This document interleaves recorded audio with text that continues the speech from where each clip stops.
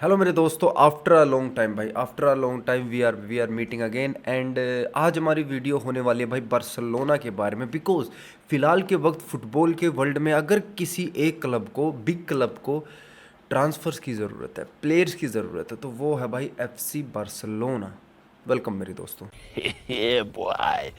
एक चीज़ भाई जो आप सबको पता होगी बट आप लोग गौर नहीं कर रहे होगे कि जो अभी जो वर्ल्ड कप से पहले का टाइम है ना भाई, इसमें अगर तुम साइनिंग कर पा रहे हो तो कर लो मेरे दोस्तों, कुछ फिक्स कर पा रहे हो तो कर लो मेरे दोस्तों। क्योंकि भाई अगर वर्ल्ड कप में तुम्हारे टारगेटेड प्लेयर ने भाई फोड़ दिया, बढ़िया एकदम बहनचोद ऐसे खतरनाक परफॉर्मेंस दे दी भाई, तो लाला फिर तुम्हारे तो लग गए भाई।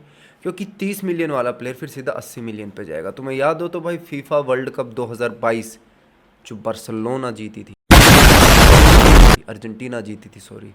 अब यार थोड़ा एडिक्टेड हूँ बार्सिलोना को, मेरा बस चले तो सब कुछ जिता दूँ मैं, ठीक है। जो अर्जेंटीना जीती थी उसके बाद भाई एंजो फर्नांडिस एंड मैकलिस्टर के तुम लोगों ने दाम देखे होंगे भाई, है ना। जो भी तुम वर्जिन वर्जिन वो होती है ना भाई, प्रोस्टिट्यूट, उनसे ही महंगे महंगे बिके थे वो। तो यही है मेरे दोस्तों, दस्तूर है ज़िंदगी का भाई। अगर तुम कहीं परफॉर्म कर रहे हो तो तुम्हारे दाम बढ़ेंगे मेरे दोस्तों। तो भाई वर्ल्ड कप से पहले बार्सिलोना कुछ कर सकती है तो कर ले भाई। अगर बेस्तोनी ने इटली के लिए फोड़ दिया, अगर इटली इन केस अगर क्वालिफाई करती है तो दिक्कतें हो जाएंगी। एल्वारेज ने फोड़ दिया, भारी दिक्कतें हो जाएंगी भाई, ठीक है। तो देखो मैंने ट्विटर खोला तो जो सबसे पहली न्यूज़ मैंने जो देखी वो ये है कि भाई बार्सिलोना मॉनिटर कर रही है भाई पेड्रो नेटो को। क्यों, क्या ज़रूरत है भाई? बहनचोद मास्टरबेट नहीं कर रहे हैं कि बहनचोद गोरे गोरे प्लेट्स उठा लिए। पेड्रो नेटो को तुम कहाँ खिलाओगे दोस्तों? बेसिकली नेचुरली पेड्रो नेटो एक राइट विंगर है, लेफ्ट फुटेड। राइट विंग पे हमारे पास कौन है? लमीन यमाल है। और कौन है? रूनी बर्दाजी है भाई। अब वो उसे हम लोगों ने बेंच पे रखने के लिए तो लिया नहीं है यंग प्लेयर को। और जो चलो उसे मैनेज कर लेंगे हम, पेड्रो नेटो को मैनेज कर लेंगे, बट उसकी फॉर्म का क्या है? लास्ट टाइम जब मैंने पेड्रो नेटो को देख के बोला था, wow this motherfucker is fucking. Yeah, boy.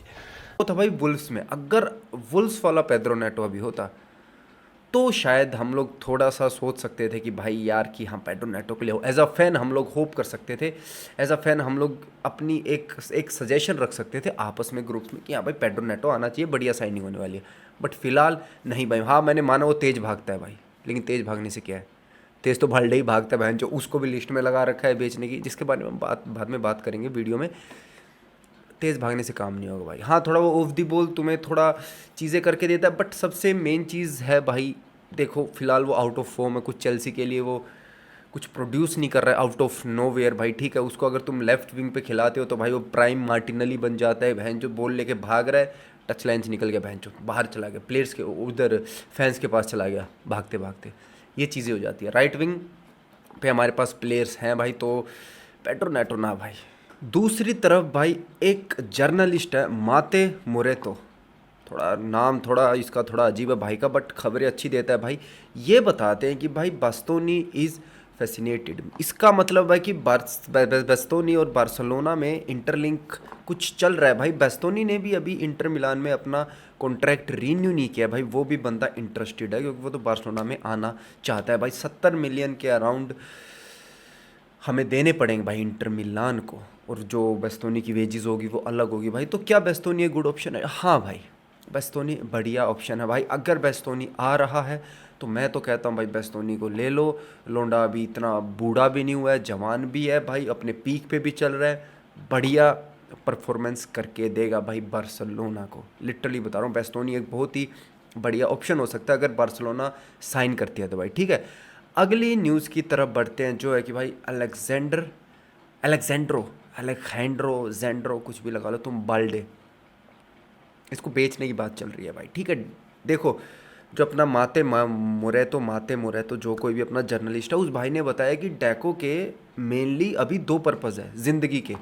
पहला उसका पर्पज़ ये है कि भाई बेस्तोनी उसका मेन टारगेट है कि भाई बेस्तोनी मुझे जैसे तैसे करके लाना ही लाना है। स्ट्राइकर तो कभी से प्रायोरिटी रही नहीं है भाई बार्सिलोना की, सच्ची बता रहा हूँ मैं, लेटली नहीं रही है, ठीक है। सेंटर बैक फिलहाल प्रायोरिटी बनी हुई है भाई बार्सिलोना की, ठीक है। और जो दूसरी चीज़ जो डेको ने कही है वो ये कही है कि भाई बाल्डे अनटचेबल नहीं है। बाल्डे इज़ नॉट लाइक कि भाई बाल्डे हमारे क्लब में अनटचेबल है, जो कि एक सही बात है भाई। एक क्लब के अंदर सिर्फ कुछ चुनिंदा प्लेयर से भाई अनटचेबल होते हैं, ठीक है, जो कि मैंने बात मान ली। तो क्या भाई ये तुम्हें डिसीजन सही लग रहा है कि बाल्डे को हम बेचना चाह रहे हैं? ठीक है, देखो जो मैं सबसे पहली चीज़ तुम्हें समझाना चाहूँगा वो ये समझाना चाहूँगा कि भाई इलेक्शंस के वक्त ऐसी कोई खबर आए तो मत माना करो, मत माना करो भाई। ये पॉलिटिकल चीज़ें होती हैं भाई, दाएं बाएं से निकल के आती है, मत माना करो। अगर ये सच भी है कि भाई ठीक है बाल्डे को बेचना चाह रहे, क्यों बेचना चाह रहे हो? तुम्हारे पास कौन खिलाओगे लेफ्ट विंगर? लेफ्ट विंगर तुम्हारे पास जोआओ कैंसेलो है, कैंसेलो है तुम्हारे पास। कितने साल का है वो भाई? 32-33 साल का होगा, if I am not wrong, 30-32 का लगा लो, मुझे याद नहीं है। कितने साल निकाल के दे देगा? फिर कौन लाओगे? ये भी हटा के चलो। जोआओ कैंसेलो क्या प्रॉपर लेफ्ट बैक खेल रहा है तुम्हारे लिए? एडजस्ट कर रहा है भाई, एडजस्ट कर रहा है बंदा, कभी राइट विंग, सॉरी कभी राइट बैक, कभी लेफ्ट बैक। बाल्डे को क्यों बेचना चाह रहे हो, मुझे तो समझ नहीं आ रही। और ये चीज़ें है ना बाल्डे के टुवर्ड्स थोड़ा क्रिटिसिज्म जो चल रहा है ना भाई, वो लेटली चला है। जब कैंसेलो ने 2-3 मैच खेले हैं और उसने कुछ अच्छी अच्छी चीज़ें लो ब्लॉक टीम के अगेंस्ट उसने प्रोड्यूस करके दिए, कुछ असिस्ट निकाले, कुछ क्रॉसेज निकालने हैं भाई, तो उसके बाद तो बाल्डे को ज़्यादा हिट मिलने लगी भाई। पिछला सीज़न तुम्हें याद है, पिछले सीज़न में मैच था हमारा बैन मुनिच के against, if I am not wrong दोस्तों, ओलीसे ने एक भी सक्सेसफुल ड्रिबल नहीं किया था भाई बाल्डे के अगेंस्ट, ठीक है। आज के वक्त जो मॉडर्न फुटबॉल है भाई, वो बहुत ही ज़्यादा डिपेंड है पेसी प्लेयर्स के ऊपर, पेसी विंगर्स के ऊपर। हर एक टीम के पास पेसी अटैकर्स हैं, तो भाई हर एक क्लब के पास पेसी अटैकर्स होते हैं। उस वक्त कौन काम आता है? उस वक्त में बाल्डे काम देगा भाई, बाल्डे काम आता। भले ही बाल्डे डिफेंसिवली थोड़ा वीक है, बट जो बाल्डे की पेस है ना भाई, वो उसका जो वीकर साइड है ना भाई, उसको कवर अप कर लेते हैं। बाल्डे मेरे हिसाब से भाई बेचने लायक नहीं है। मैं तो कहता हूँ डेवलप करो बंदे को, 1-2 सीज़न और उस पर ट्रस्ट करके देखो। अगर वो 2 सीज़न और हगता है भाई, बढ़िया परफॉर्म नहीं करता है, तुम्हारी जो क्या कहते हैं उसे, आशाएं हैं उससे, उपेक्षाएं हैं, वॉटेवर भाई, अगर बाल्डे वो सब नहीं कर पाता है तब उसको बेचने की सोचो भाई। बट अभी तो ये टू अर्ली भाई, टू अर्ली। पिछला सीज़न जो उसका निकला है भाई, हर एक विंगर उसके अगेंस्ट खेलने से लिटरली उसका सिस्टम मिल जाता था भाई, ठीक है। एक सीज़न बंदे का ख़राब जा रहा है, डजन में तुम उसे बेच दो। कुंडे को क्यों नहीं बेच रहे?